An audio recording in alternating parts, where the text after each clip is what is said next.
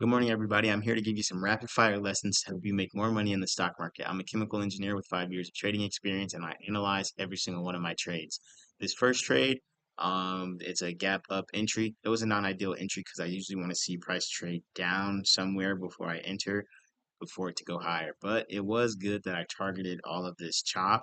You do see it's kind of choppy price action, and that's usually easy price targets. So next time, I'm not going to take a setup like this. I'm simply just going to wait for price to trade down and then try to catch something to the upside. Next trade, taking puts off of a liquidity sweep. Traded 0 DTE on this, which is not recommended, but an ideal entry would have been right above this candle right here, moving this green area all the way up here and the stop loss just above this high. That would have gave me a lot more profit in this down move right here.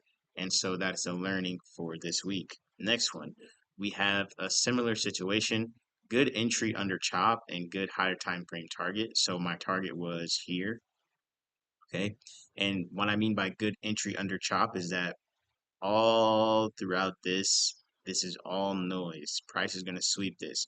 And as you can see, price did sweep this, but you want to enter when price sweeps all of this. And so that would be under here, ideally, moving this green area a little bit lower. That would have been down here. Stop loss would have been a lot smaller. Profits would have been maximized. Next trade, we have another gap up entry. And so this says make sure the gap is filled before taking the setup. Otherwise, pre-market demand is liquidity. I'm not going to go too deep into what that means, but basically, price had gapped up, creating a pre-market demand. I was simply waiting for price to trade back down into this red candle, and then we do see that rejection, and we do see that rejection right here. Okay, now what I mean by making sure the gap is filled. The gap that I was talking about would have been right here. There's an imbalance in the market and price filled this. If price never filled this imbalance here, then I would have never taken this trade because price would have had potential to come all the way back down. We do see it still come back down and take out this low, but if this candle was way higher, this imbalance would have been something that would have got regardless. Next setup, this was a pretty textbook trade. Only room for improvement is to drag this down here, enter under this low, making this stop, making the green area bigger, stop loss area smaller, and our trade would have been in profit as we started crossing this line and price trade higher and higher. Otherwise, pretty solid trade. Next trade was a decent trade. Now it was a break of structure to the downside, a return to some zones up here. There would have been this price action up here that I would have seen. Price choppy a little bit, and then we do see that downside move trading into this imbalance and then coming down a little bit further. So not a bad trade, not a bad trade. Next, we have a liquidity sweep on a higher time frame. If I drag this all the way over, you're going to see a higher time frame high that was taken out.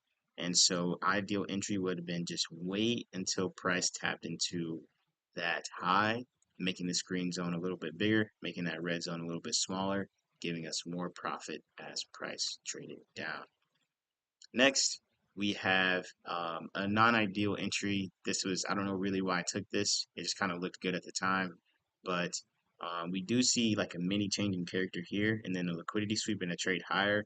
And honestly, because this sell-off happened and people were taking profit, that's what caused this push higher, but still not an ideal entry.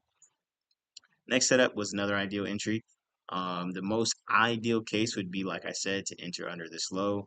You want to be buying your contracts under these lows because that is a very, very, very good place to protect your trade. And then we do see price runs higher and then taps into this low, which I would have sold 376 on this trade. Not too bad. Next trade was another trade off of a high. Once again, I'm getting rid of these setups out of my trading arsenal. I just don't like them. They're just too risky. And so I'm not going to keep taking trades like this. 526 isn't bad, but yeah. This trade, if I just waited for price to sweep this high up here, would have been an ideal entry again, moving this green zone all the way up here. Okay, and then that green area would have been here, and I would have been making so much profit in this candle. Price did still go in our anticipated direction, but these are obviously room for improvement. Now, There are 1 to 3 money making setups every week. Stay cash ready until these setups show. The reason I'm collecting this data is because it's showing me what setups I need to be cash ready for, and then how to better take those setups so that I make more money. Thank you for watching this video. Hope you have a good trading week, and peace.